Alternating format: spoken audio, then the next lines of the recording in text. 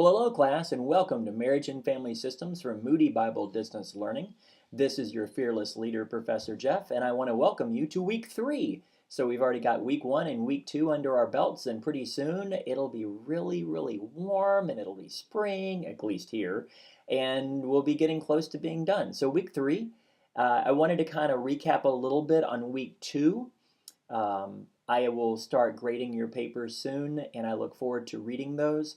I do think that this is one of the most important areas that as ministry leaders we can be aware of.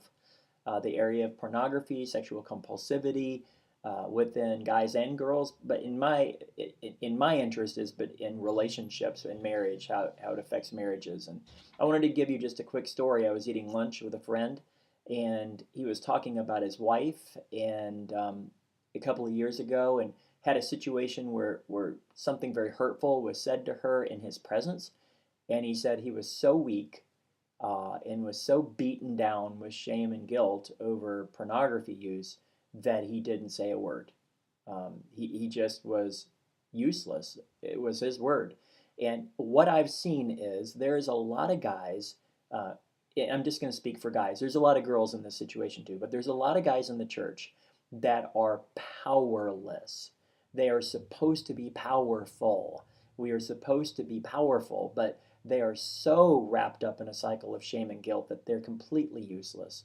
And can you imagine setting an entire generation free to be the men that they're called to be? That's pretty exciting for me. I've seen it happen again and again. God does provide victory. Many times it's one day at a time. And God can, snap the finger and everything goes away, but most of the time it's not like that. So I wanted to encourage you, don't blush with things like this. These are the things that people will be bringing to you. It doesn't matter whether you're a pastor or a missionary or a teacher or even just a Christian mom or dad, your neighbor may bring this to you. And we have to be able to speak to it. The scriptures speak to it. So we do too. So I just wanted to encourage you on that.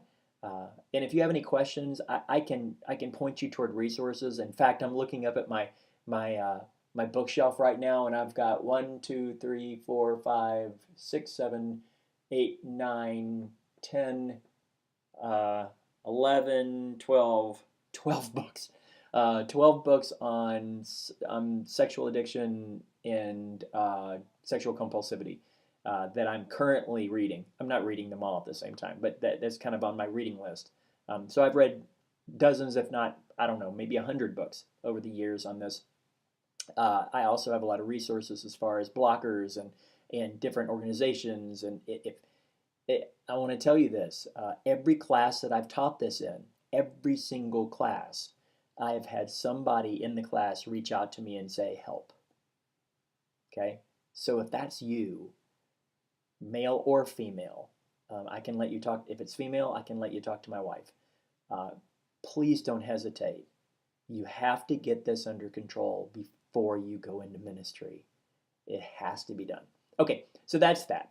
So let's move on to week 3. We're going to continue, and hopefully you have finished Hollinger's reading, and you're going to be doing a 2-page reflection paper on the meaning of sex, particularly a reflection paper on the book. Now, what I want you to do is, I don't want a summary. I don't want a summary. I've read the book. I don't want a summary. I want a reflection paper. I want your reflection on what you learned from this book. Okay? Does that make sense? And then the discussion board is 3 things that you learned from Hollinger that show that sex outside of marriage in any context thwarts God's purposes for sex.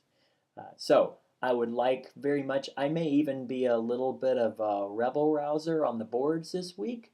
Because I had a college girl who we have known for years and years and years. She was at the house the other night, and she said to me, it's so weird. You think sex is so spiritual and so special.